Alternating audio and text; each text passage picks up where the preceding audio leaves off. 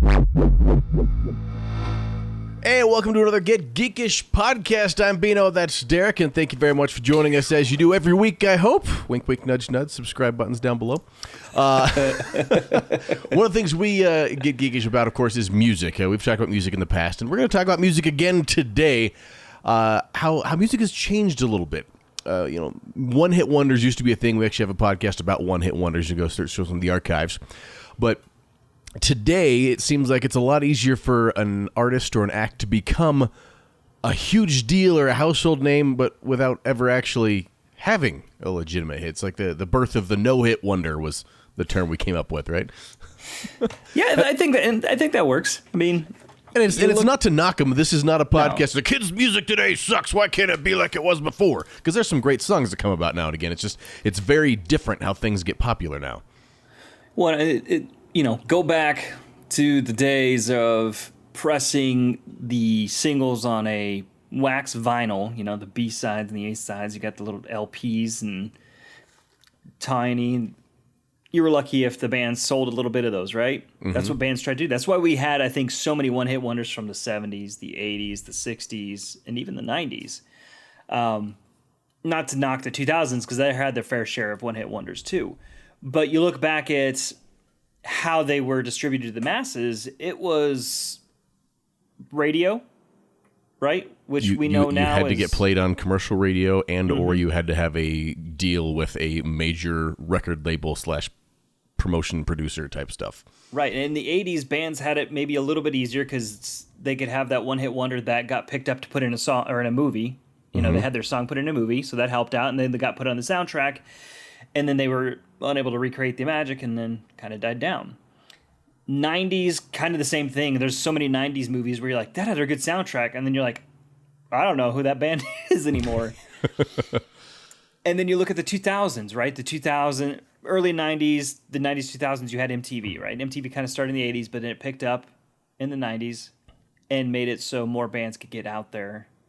Yeah, the 2000s, you start having the Napster days and the MySpace days. Yep. I mean, think back to how many MySpace artists broke because of their MySpace pages. Even Colby Calais was discovered on MySpace. Also, can we take a moment of silence for all the computers that broke because they got viruses from Napster and LimeWire? Pour one out. Well, and then you mentioned this before, too, is like, you didn't know what you were downloading. Sure, it said, you were getting... Yeah, it's Papa Roach's new album. Or a Trojan virus. Okay, cool. Yep. What is this cat screaming about? But since that time, not only has the distribution gotten easier, so now literally we could make a song and upload it and have it for sale on digital retailers in a matter of hours or days if we wanted to turn around. Don't worry, we're not going to do that to you. We'll spare your ears. Not yet. But so that makes the process easier because you don't have to have. I mean, to get it in front of people, those things still help. But just to be able to get it out there and allow people to hear it and buy it is a piece of cake. And the home recording equipment. For a few $100s, you can get equipment that you can make a quality sound recording of music. You go up into thousands of dollars, and you can rival that of pros. Now, again, a professional recording studio can do some magic that you can't do at home. But if you're just trying to record a song, you can do it at home with your own stuff now. Mm-hmm. In the 70s, trying to record things on a boombox, that was not radio-ready recording. Though bands did do it, and they did get some deals that way. Mm-hmm. But, I mean, you look at, the 2000s, like you said, MySpace, if you had a decent, for 2000s, decent recording software, there was so many people that recorded their own songs and put them on MySpace. Mm-hmm. Taylor Swift did that. Like you said, Colby Calais did that.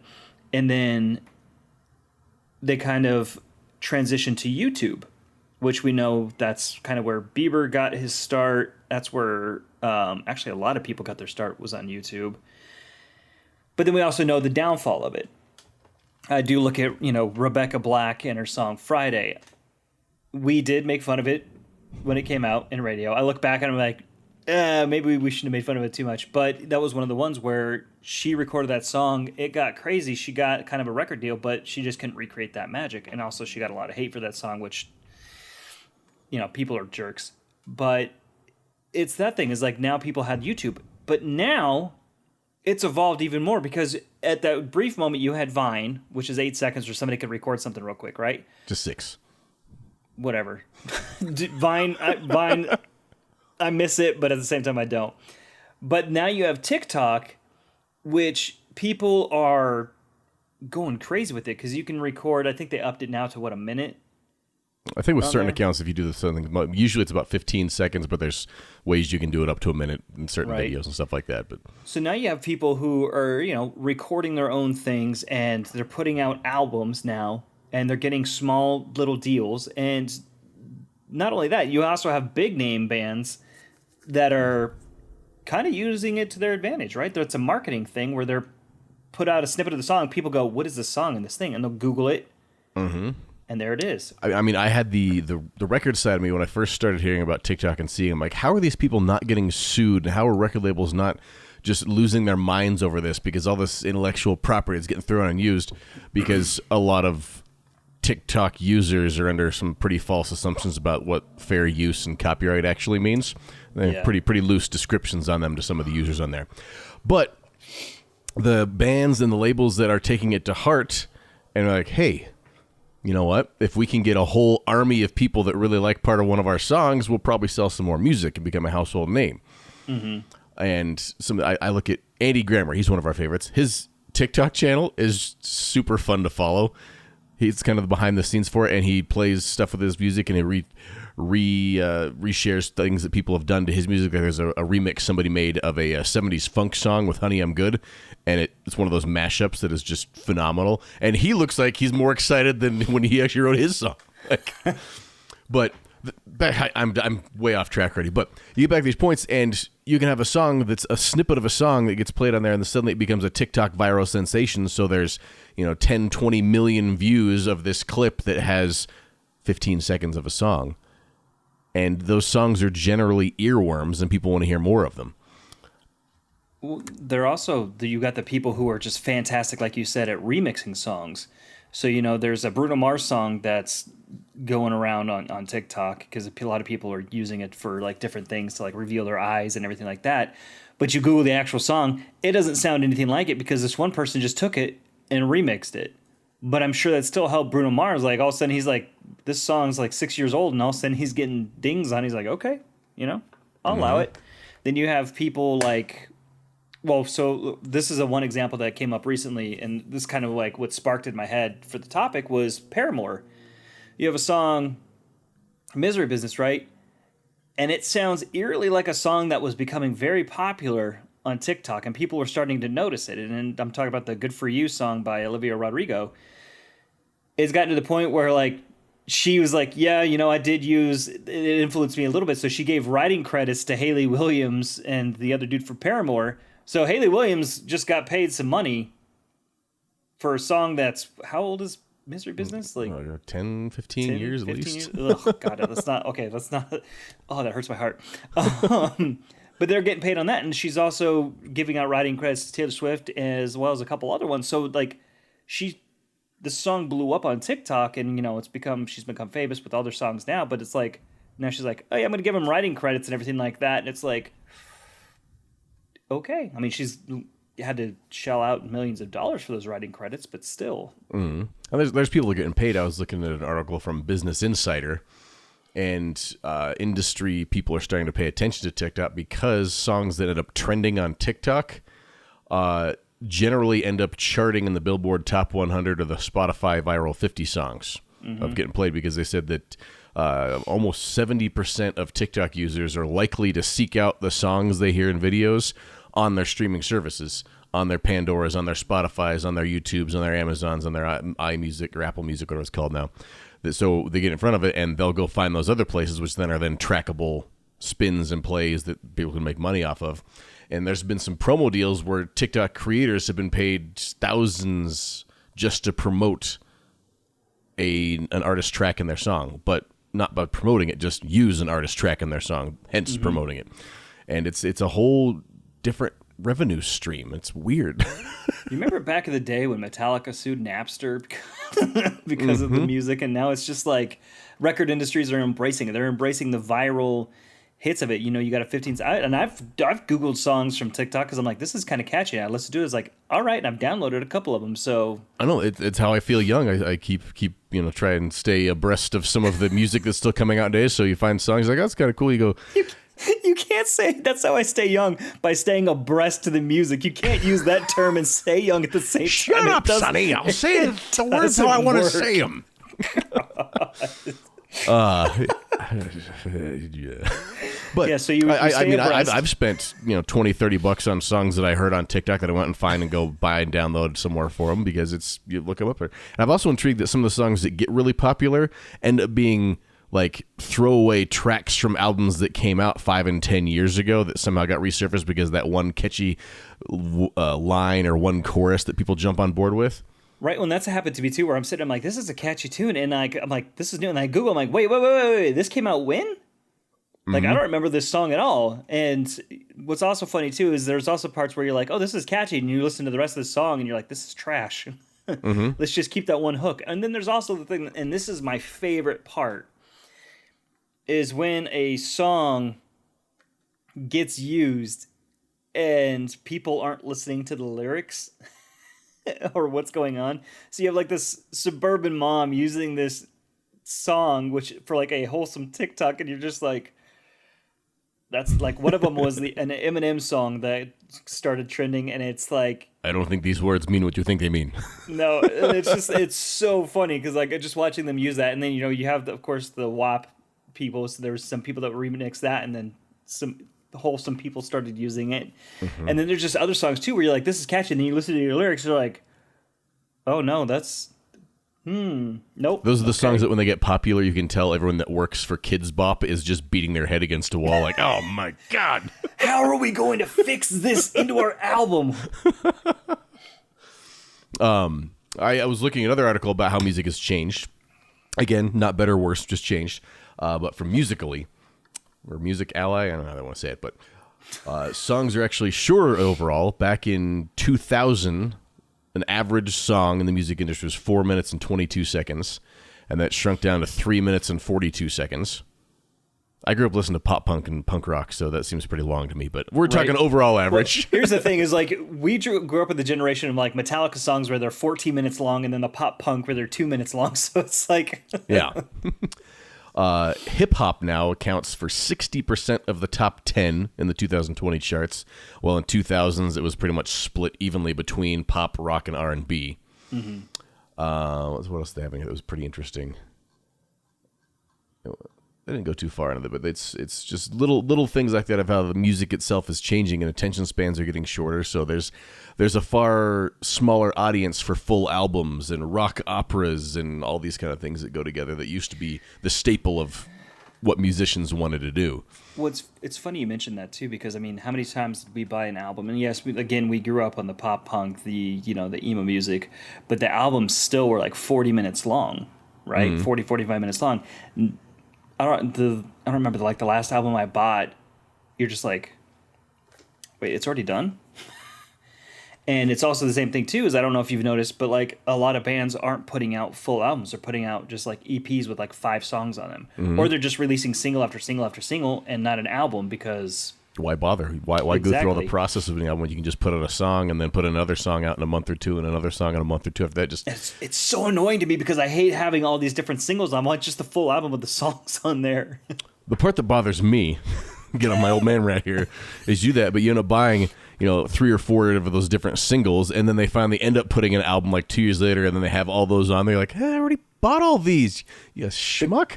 The one thing I will say, and I know you're not an Apple fanboy, but the one thing I will say about Apple Music or iTunes, whatever it's called now, is if you buy those singles and then it comes out on an album, they discount the album for you. So if they're labeled the same, because Amazon does that as well. But if you buy the single version of Lose Somebody on One Republic's new album, and then you buy the album version's technically a different track, so you don't get the discount on that one because you bought the single version. Yeah, they do that. They get that money. I know, it sucks. But I mean, there's it's for the music nerd in me, it's also the same thing with bands that do put out the singles and the album. It's rough because I think the Chainsmokers is one of the ones that they put out like 7 or 8 EPs over the span of 2 years, and there were 2 or 3 of the same tracks on, it seems like almost all of them. Mm-hmm. Or the special edition tracks. I think Taylor Swift did it last time, where there was the album that came out, but then the Target edition had 4 extra songs, but then the Walmart edition had 2 other songs, but then the Best Buy edition had 2 other songs. And the problem is you're sitting there, watching TikTok, that song comes up, you're like, this is really cool. You Google it, you're like, oh, cool, I'm going to buy it. And you're like, what? It's not here. I have to go to Best Buy and get the physical edition of it? Yeah. But I mean, that's the thing too. That also annoys me is with the TikTok, is there's some songs on there where I'm like, this is really good, and I Google it and I find out the song and I go to iTunes or Amazon and it's not available because it's only available, in Russia. Little Big is one of those bands where some of the songs they've released is only in Russia, and I'm like, and I'm sure it'll get here eventually. That's how it works. But I'm like, I want this song now. And then there's some stupid songs where you're just like, this is a really, really stupid song. One is the new Justin Bieber song, Stay. But you listen to it over and over, you're watching TikToks, and it's just constantly in there, and you're like, start singing it, you're like, okay, this song isn't that bad. And it just kind of... You remember we worked at a hot AC radio station for years, right? There's plenty of tracks that are earworms to me that 20-year-old me would have punched me in the face for listening to, but after you hear it 80 or 90 times, you're like, oh, it's kind of catchy. Yeah, I got this. That's what I was just going to say, is like, it goes back to the radio days where we're like, we hear this single, we're like, really? And then after the umpteenth time playing it, we're like, yeah. That was a survival tactic. I don't know. Maybe Stockholm Syndrome, maybe? Could be a little bit of that. But it's interesting to see how it works, too, because, I mean, there's some songs where I'm like, this is a catchy song, but how did this become popular? And then you see that people are just using it. And also on the good side, it is, I feel like, opening more people to different genres or different types of music, because there is some Japanese songs that have started trending, and back to the anime thing, early 90s we didn't have availability to that so readily, and now it's like, okay, cool, and then they can go to YouTube, and if they have that monetize, and it helps out the band.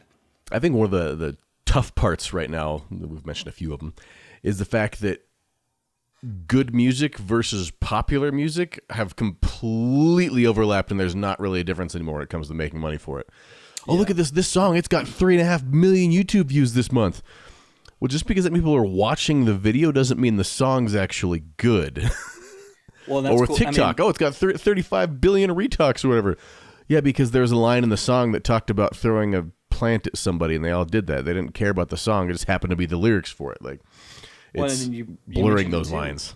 We've come victim to it. Well, we've fallen victim to this. I don't know, where we've watched a video and we're like, this is a really cool video, and then we download the song and it doesn't have the same appeal. We're like, yeah, you're listening to it and you're like, okay, but like when you're watching the video to go with the song, it's like cool. But when you're just listening to the song, you're like, it loses a little bit of something. Yeah. So I mean, there's a downfall to that, I guess, and that I guess that happened in the 90s and the early 2000s when we were watching music videos on MTV and VH1 before they switched their programming change, which is a whole nother topic. But I think a lot of people, too, also get my musical ADD. I'm the person, we've talked about this before, that you did in the car, and I could change the song 17 times before I get out of my neighborhood, and I'll feel like I've listened to 17 songs, and it drives other people in the car nuts. But so the short attention span of having these songs where hooks have to come up quick, and if you're going to build up to something, you've got to build up to something in like 15 seconds or less. Part of me really enjoys that, and the music purist in me and would probably hate me for saying that, but it's kind of fun because then you can know, like with the TikTok hits, you're going to like it. You've got 15 seconds of if I'm going to like this or not going to like this. Okay, good. Yeah, it's good or bad. You make that decision right then and there. But so much Sometimes good music in the past, you literally, like, I look at a lot of like classic rock albums. Some of those songs you almost have to grow to like. The first time you hear it, you're like, it's no big deal. But after the fourth time through, where you go through the album and you hear it in conjunction with what becomes before and after, and the ties together, then it becomes this weird masterpiece in your brain. It can never go anywhere. But that doesn't work with the way modern music is distributed. Well, I think that's funny, too, that you mentioned that, because that's exactly... I mean, classic rock was basically song after song that kind of went into each other, right? Like you got an album and you listened to that album and just kept flipping that record over and over and over till the record wore out and you bought a new one. And then Greatest Hits came out and they kind of lost its magic that way, but you're like, I know all these songs because I know how they fit. And then the 90s came up and it was just like, oh yeah, there's some good track. What is this song? That's a weird, okay, yeah, we're back to the good songs type of thing. And now, like you said, it's just it's like the elevator pitch. You got 15 seconds to wow me, song, let's go. Nope, don't like it. And then it's in the next video, like, okay, you got another 15 seconds. Nope. And then finally you're like, okay, maybe it is a good song. I don't know. I don't know anymore. What is reality? It's stuck in my head now. Does that mean it's good? I think, we'll go, I think it's good. It's weird. It's weird how, and I got to give them credit. We're not, you and I are musicians, but not in that aspect. So I got to give them credit for using the system. They're using what works. They're doing, and there's been people who started with like 3 followers and now they're verified on TikTok and everything like that. And they're putting out albums and they've got deals. And I'm like, good for you. Cause they kept going. They're like, okay, here's a raw edit of me. This is my original song. And they went through the criticism. They went through the trolls to get that. And I think it's funny because musicians went from busking on a corner like Andy Grammer did to now busking on the internet and just being like, here it is. And I think it's far harder on the internet because you have that hatred, you have that toxicity of those trolls to put you down, and you have to fight through that. And the instant feedback is rough because there's some of the greatest songs in history came out with people, they finally get it recorded and bring it to a record exec and be like, this is garbage. No one's ever going to play this song. This is terrible. And they build up because now people are open to this criticism from the first time they make a demo of a song. Hey, I got a song idea. You suck. How do you keep going through that? Like, and that's the thing is like a lot of people got to build up that. But then you also have a lot of people who are just like, oh, I'm going to make it big, and they just keep throwing it out there, and it's like, no. But I don't know. It's weird because it's like I can play devil's advocate for it, and I can also trash it at the same time. Be like, you go back to the old times, send in reels. The part that hurts me the most, I think I'll end with this point for it, is that music is so, like we mentioned before, the difference of popular and being played a lot or used a lot and being really, really good have become just synonymous because nobody cares about the difference. But you can have these songs that are huge, quote-unquote, hits that most people have never heard of. Because they're huge hits for a particular audience. It's the TikTok crowd loves this song. Well, anyone that's not on TikTok has no idea what they're talking about. Oh, well, everybody that loves hip-hop loves this song. Well, everyone that doesn't love hip-hop's never heard of it before. Oh, this is the biggest country song in 20 years. Anyone that doesn't listen to those 3 country radio stations has no idea what you're talking about. Because everything's just so segmented that now to be a big hit, you're not a household name where everybody knows it. I bet you could take the top 20 YouTube artists and have them knock on the front door of everybody in your neighborhood, and less than a third of them would even be recognized most of the time.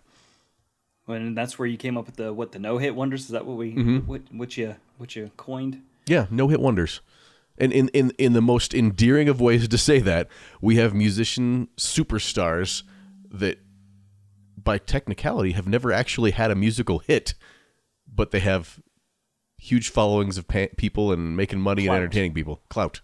Lots of clout. That's what the internet's calling it, right? Clout. They got that clout. And some of them make great music. Some of them not so much, but it is what it is, right? And some of them, you look back to the William Hung days or anything like that, where it's like, I know I'm bad. Can we never refer to anything as the William Hung days? You know what I mean, though?